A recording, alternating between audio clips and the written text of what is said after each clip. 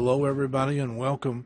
We're going to work on background here. I'm going to try to make the background kind of blend away using some filters and so forth. This just happens to be one of the wild beasts that I encountered when I was in the far west, west side of St. Louis. I guess it'd be in the zoo area. He was getting ready to attack had it not been for the huge fence and the 100 yards between he and I. But anyway, long lenses are really great, aren't they? We want to make the background far less disturbing. Now, to do that, we're going to have to select the tiger. And maybe I've already called it a lion. Pardon me either way. Anyhow, I do need to make this background more apropos, make it fit together a little bit better. And we all the time take pictures where our subject has clutter behind it, and it really is kind of distracting to our subject.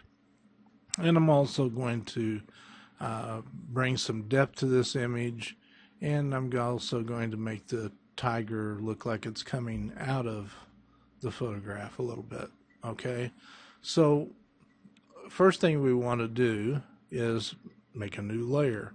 So I'm going to do a Control J and put the tiger on its own layer, and we can go ahead and work on the background now, but I prefer to go ahead and get Tony the Tiger here on his own layer first. And he's easy to select. There's no magic here. We're just going to bring down the quick selection tool, which has been in the last several versions of Photoshop. I'm going to right click to make my brush bigger. That's right clicking the bracket key that's up there by the letter P. You got a left and right bracket. Left bracket makes it smaller. Right bracket makes it larger, and I'm just going to paint with the selection tool to include his whole body. If I go too far, it's so easy to take care of, it's not funny. First, I want to just make sure I got all of him. So, okay, I went way over. All we have to do now is hold down the Alt key, Option key on a Mac, and paint over the parts that we don't want. Come down here and paint in to here. So Photoshop learns, and I just let go of the Alt key, and I'm just kind of clicking around the edges, holding down the Alt key again to fine-tune some of this. I'll open again, and we can certainly make a smaller brush size to fine-tune this a little bit more.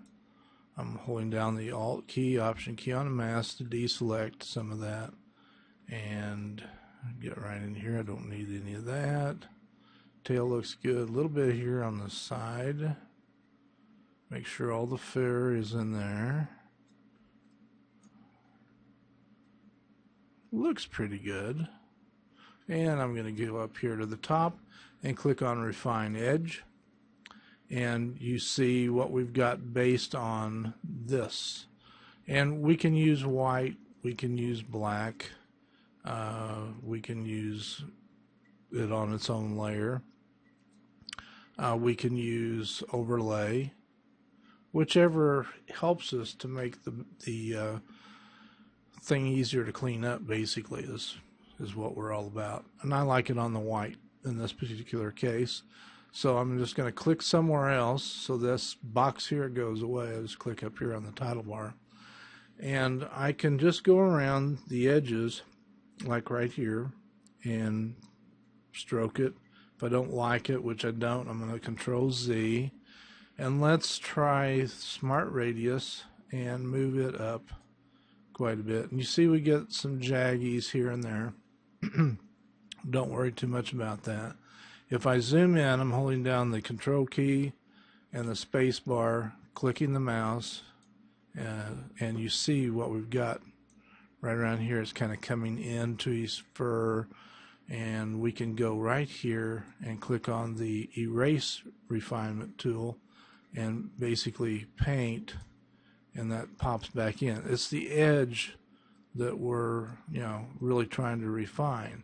So let's just smooth that a little bit. Go back up here and click and get the refine edge tool again. Make this a little smaller with the left bracket key. I'm going to undo that with Control Z and just see if we can't get rid of some of that. Soften it out a little bit. And like I say, don't worry. We're going to fix all that when we get it over the other image. Let's go along here. We're not really doing very much, are we? So let's click Contaminate, Decontaminate. Don't mess with the feather. You can shift the edge in a little bit, and you saw where that really chopped it back in a hurry. Don't go too far with that. Again, we can switch it to erase, and we can go around those edges. And it's basically coming back to where it was. I'm not too worried about that. Get the top one again and go around there. And it's kind of taken away, but we won't worry about that too much. I'm up here, I'm satisfied with the fur, and right here looks real good. So I'm going to go ahead and click OK. I know that's less than stellar, but that's okay, because what we're going to do, I'm going to turn this off so you can kind of see over here what's going on. So we got some of the fur messed up here and around the paws and so forth. Well, the way to fix that, notice now when I did the refine edge, let me quickly go back there and show you under refine edge. Let me go back here, refine edge. When we left here, you should mark it as new layer with layer mask. And if you do that, then you'll get this layer mask out here, and that's what really fixes us up on restoring the edges. So I'm going to do Control D to turn those marching ants off, and again I'm going to zoom in with my Control and spacebar held down and click the mouse, and I'm going to select the mask, and I'm going to come over here. Remember, white reveals, black hides. So if I click on black and paint, whoops, I got to be in the paint tool, turn on the paintbrush, and that hides, black hides. And if I switch to white, it reveals. So look, the stuff that I got rid of and didn't mean to is still there. So I can get those fine edges by switching back to white again. Around here, don't need that. Certainly don't need to bring that back. Make sure your brush, the hardness is not maybe over in there, maybe around a 27%. You don't want to cut away too much. Certainly don't want to take away from your image. And we go up here and we kind of fix that a little bit. Now, looks like we might have gotten rid of some tail, so let's press X to paint with white. White reveals. So yes, we just brought back some that was gone actually. And we look around up here. Excuse me. We need to kind of get that off of there. See, that's part of the background. So I'm going to press the letter X to paint with black. Oops, went too far. X to paint with white. And Control Z that and press X to fill that in a little bit. Let's make sure our edges are good here. painting back some of the stuff that was taken away. Let's make our brush smaller. Whoop, left bracket key. And Control Z that and press X. We want this to be a nice selection. And if you want it to be less soft, you would just change the hardness all the way to the left, and so you'd have 0% hard. So then when you paint, it's a lot softer. Okay, let's look one more time. Whoop, right here it looks like we lost some, so we'll change that to white. There we go. Tail does look good. And that's a nice soft brush around the fur. Really will bring back some of those nice edges.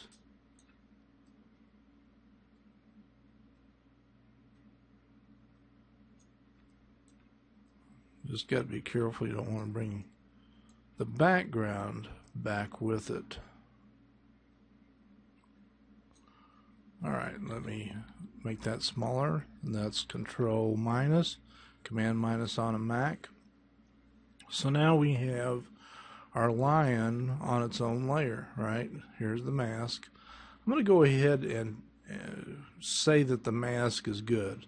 As long as we keep the mask there, we can keep tweaking it. But I'm going to say it's perfect just to get away from the confusion. Actually, I'm going to leave it there for now, just in case we decide to do something else. Alright, I don't need this one anymore, so I'm just going to hit the trash can on it.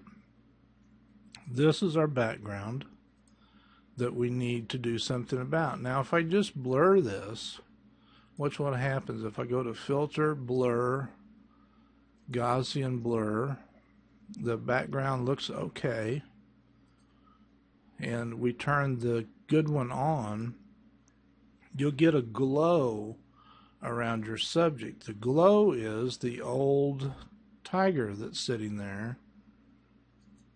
And that happens on lots of stuff that we do if we try to blur the background with our subject still on it.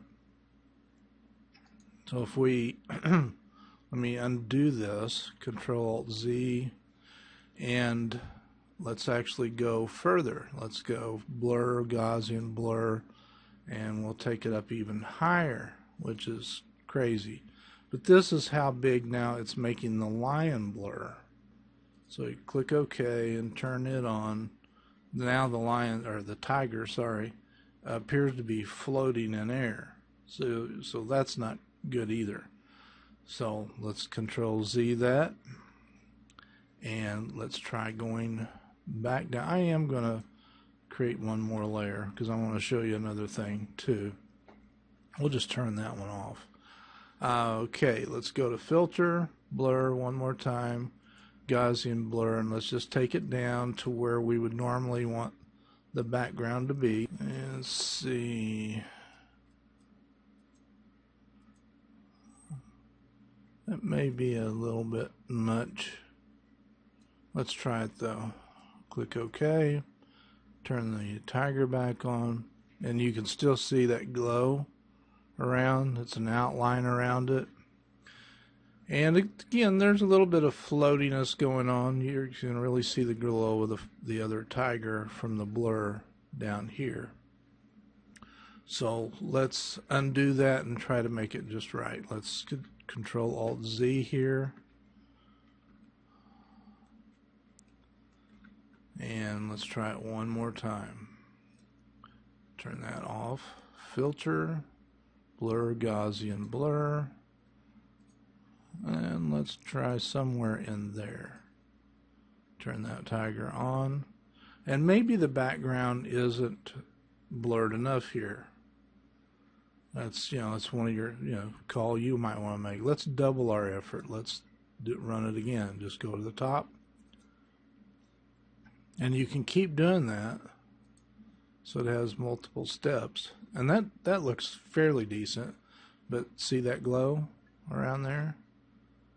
So that's not going to work. So I'm going to turn that off. Let's do a few Control-Alt-Z's.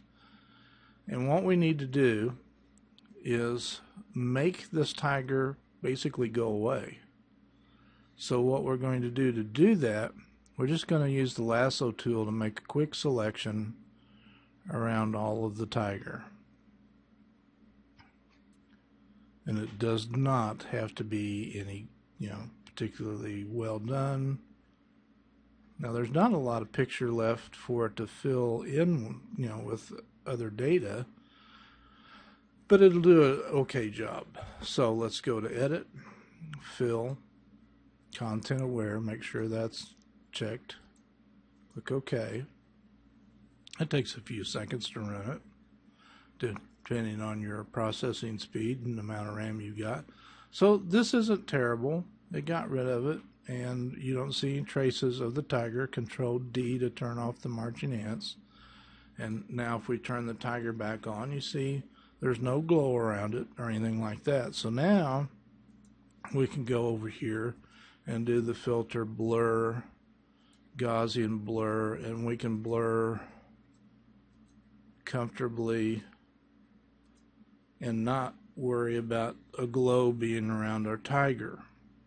Okay, now there's another thing that we can do. We've got the tiger out of the picture, which is important. No matter whatever else you do to blur the background, be sure and get rid of the subject, and so you don't get that outer glow coming from it. Used to be that I would actually, when the glow would appear around an object, I would go in painstakingly and clone all of it out. So it's much easier to make your copy and then do the content aware fill and just make that guy disappear completely. Now we can blur it that way, or we can go to blur, field blur up here at the top, and here we can move this wherever we want, and we can say I want that less blurry there. Let's make that more blurry, and we can click again down here and say we want this part to be more in sharp, or a little more sharp, more in focus. So we can run that back even further. And let's move, see, the further we move that up, how it blurs further back, the foreground gets better. So we can say we only want the very foreground to be in focus. Okay, then go up here to the top, click OK, and it ran the filter. Now we turn on Tony the Tiger. You see this is in focus and the background is not.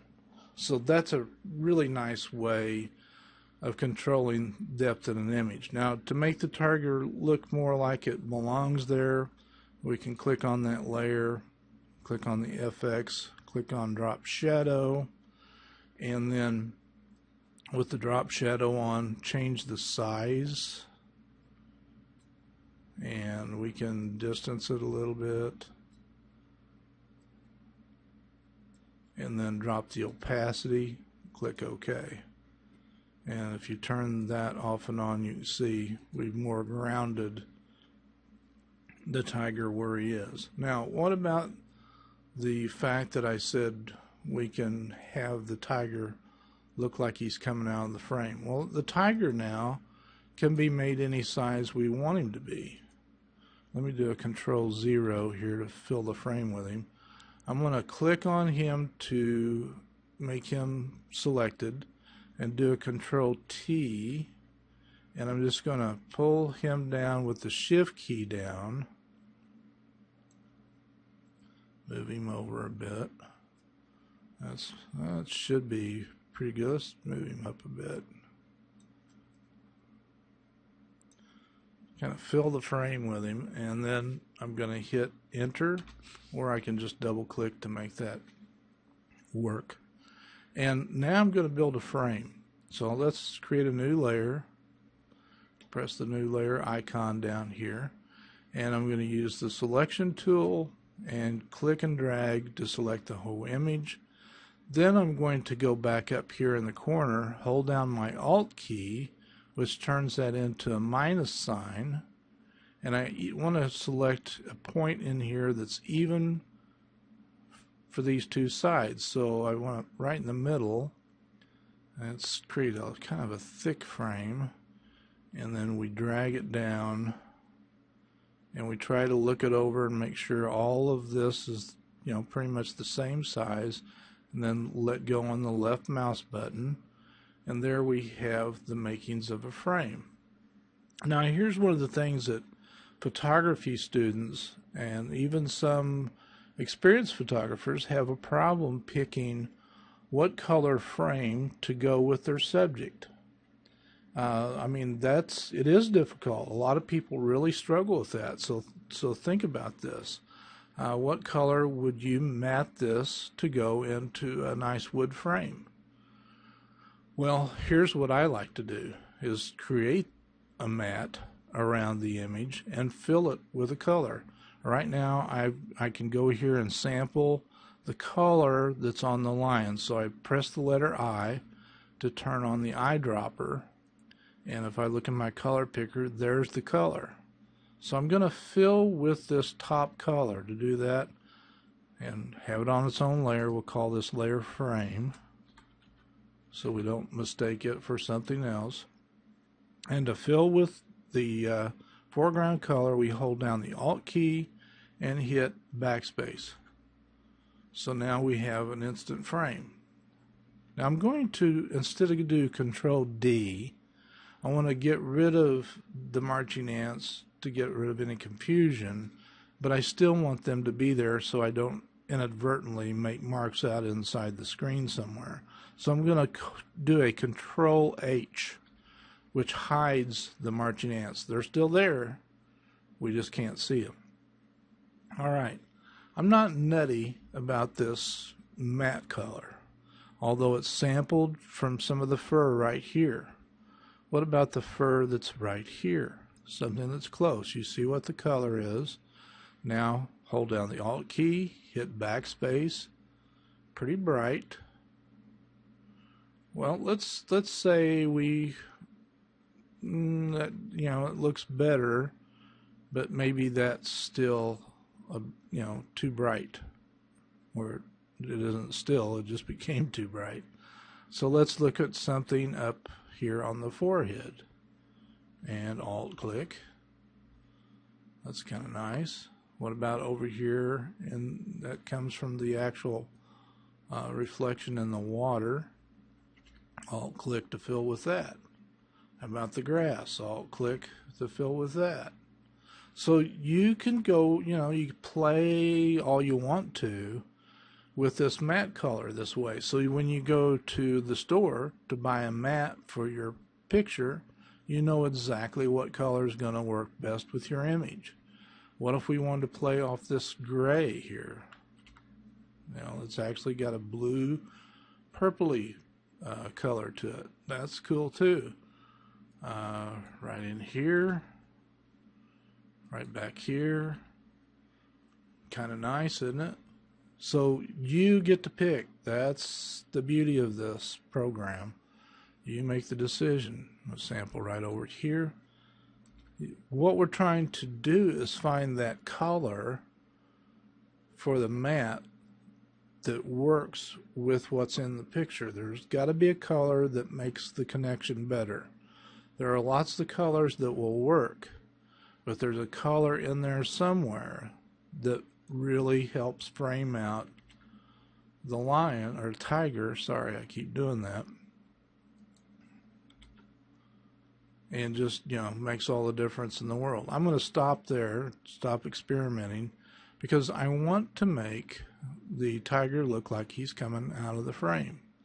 And to do that, again, as I've mentioned in other videos many times, the power in Photoshop comes from layer masks. So we go down here to the square donut.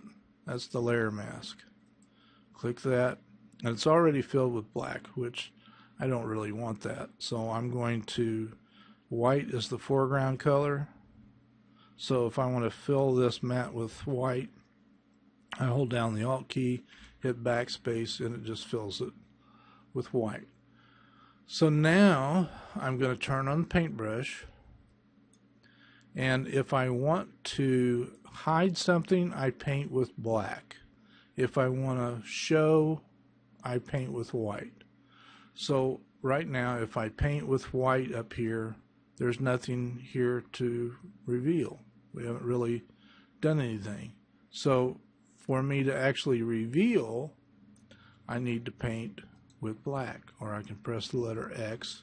Now black's on top, and it will let me start painting away. Let me zoom in here. I'm going to Control space bar and click, and I'm just going to paint with black, getting that fur up through there. How about the tail? Now the wonderful thing is, if I go too far, like right there and there, all I have to do is paint with white. Somehow went right out of the mask mode there. And I'm going to right bracket key to make my brush bigger.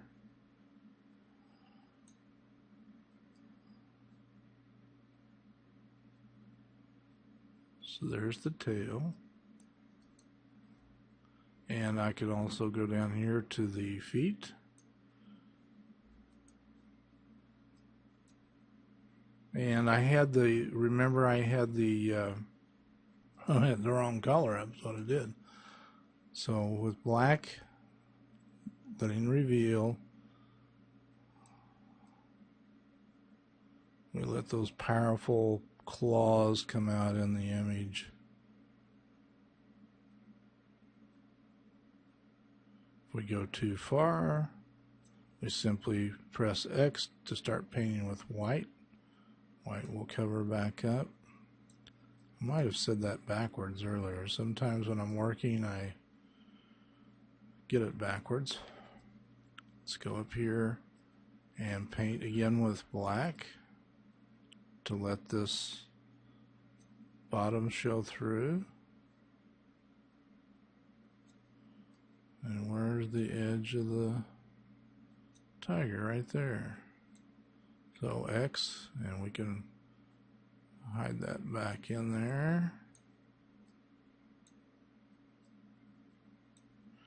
Now what does it look like? Let's go Control minus. And now I think you can see how the tiger is coming out of the image. Now we can make the whatever of the tiger we want to be back inside the image. Tail kind of looks funny outside the image, so let's cover it up. We got white there, so we can just paint. I'm going to click up here, come down here and click again, and now we look at it. So the tail's hidden. I think maybe the body over here on the left should be hidden too. So I'm going to go up here and click, come down here and shift click, and then just paint that in, zoom back out. I think you get the idea how powerful a mask can be in an image.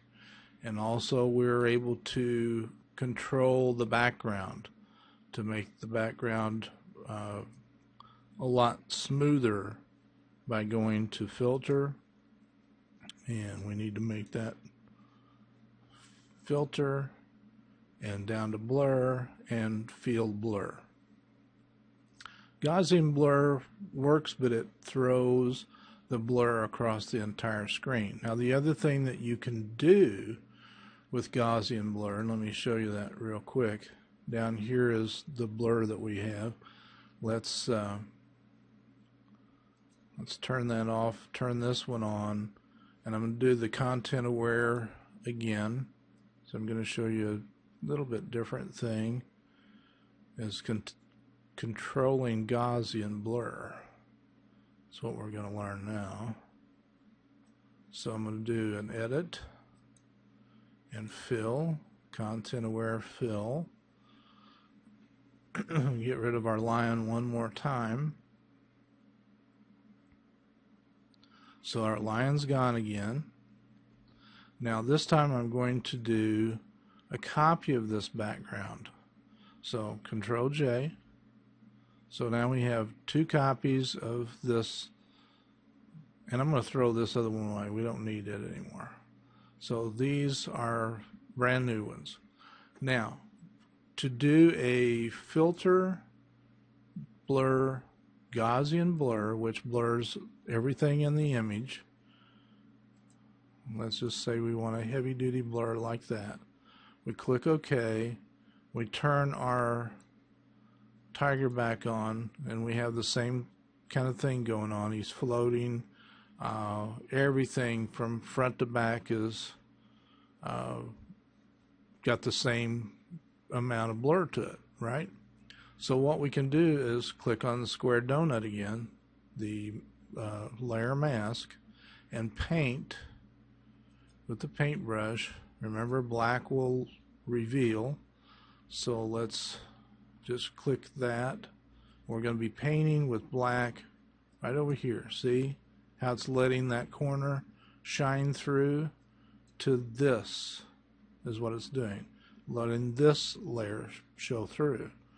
So what we do, and I did that very harshly, it's at 100%, and so I'm going to do Control-Alt-Z to cover that back up.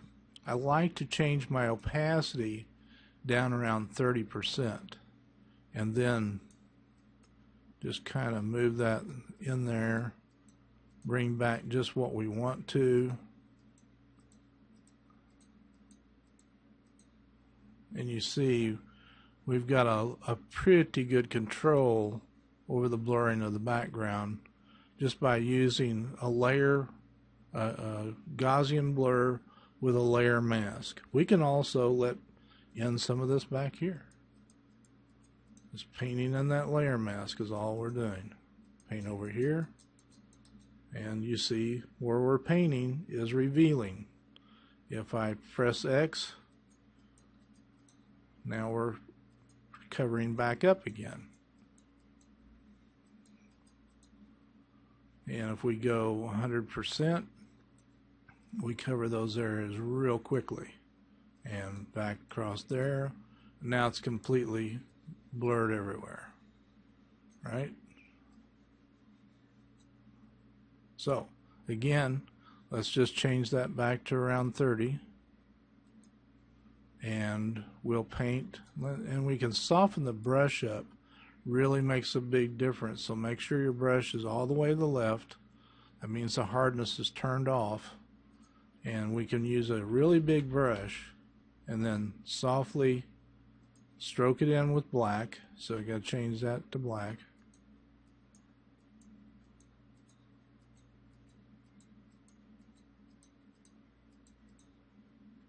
I think we're getting somewhere there. And we can bring a little bit of that in. And let's finish this off. Let's make that a little bit bigger. And I really like to see if we've got something furry like this, a cat or whatever. I like to be able to see those whiskers and the fine hair. So let's do a filter and sharpen, unsharp mask. And you know, the trick is we don't want to, I'm sampling here different places. I really like to look at that. If we crank the radius up too far, it gets really crazy real quick.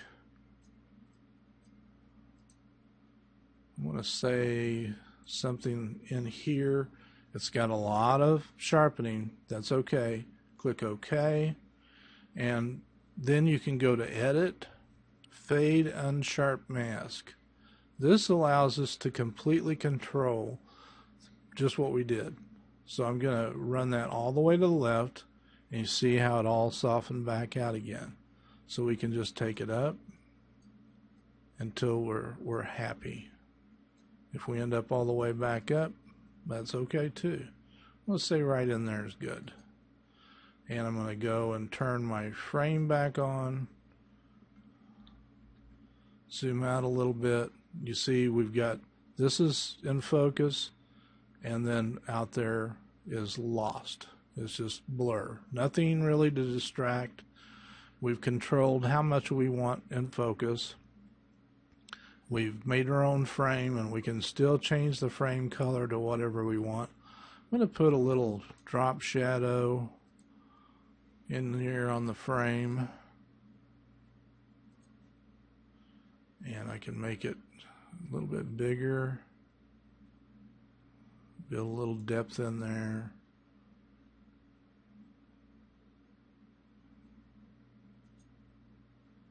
And click OK. F to see it without all the stuff. I'll cut off a little bit there, apologize for that. Press F again, and we get back to where we once belonged. And that wraps up this very exciting lion attack. Tiger, I'm sorry. I don't know why I keep wanting to call it a lion. I think it's a Bengal tiger. My apologies to the Bengal family. Talk to you all later. Bye-bye.